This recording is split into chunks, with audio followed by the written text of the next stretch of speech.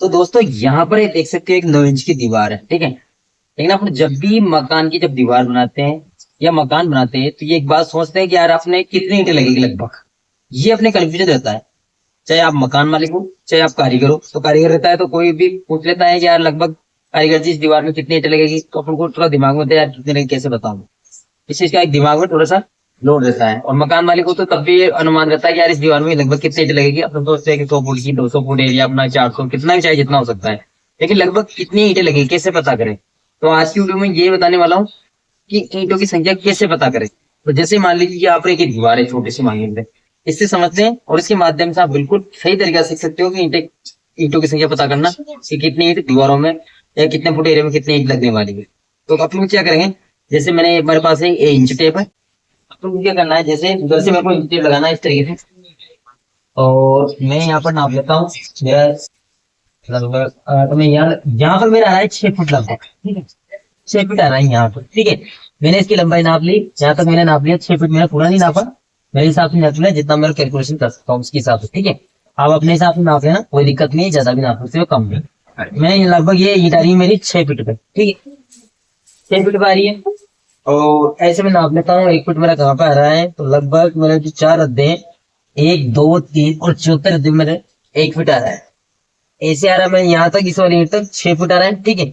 और ऐसे गिनता हूँ तो मैं 4 रद्दों में लगभग मेरे बन रहा है 1 फुट, यानी लगभग बन रहा है ये 6 फुट एरिया बन रहा है, ठीक है।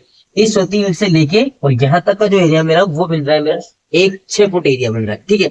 अब जो ईंट की साइज है ना मेरी, आपकी साइज एरिया में, आपके एरिया में ईंट की जो साइज होती है वो लगभग अलग अलग हो सकती है। जो मेरी तो यहाँ पर जो मेरी ईंट है ना, वो ईंट की जो साइज है मेरी वो लगभग यहाँ पर 8.5 इंच तो लंबाई है मेरी ईंट की, ठीक है।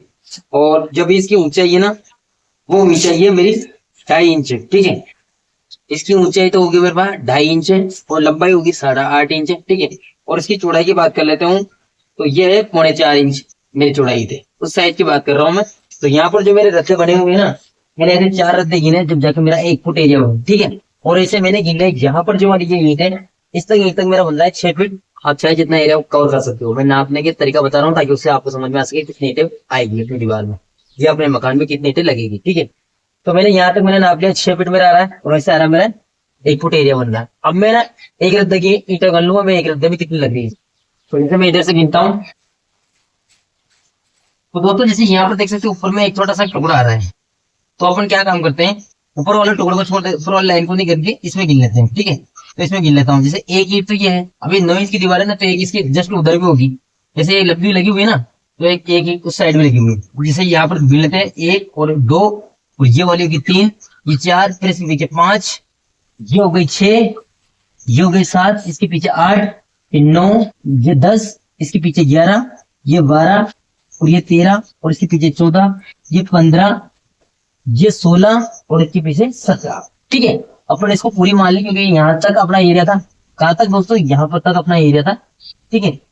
और ये इतना बचा हुआ है, तो अपना जो इधर ये टुकड़ा बचा हुआ है ना, इधर लग रहा है, इसको मान लेते हैं। उस हिसाब से अपनी टोटल होगी इसमें एक रद्दे में लगी हुई है अपने 17 ईंट लगी है।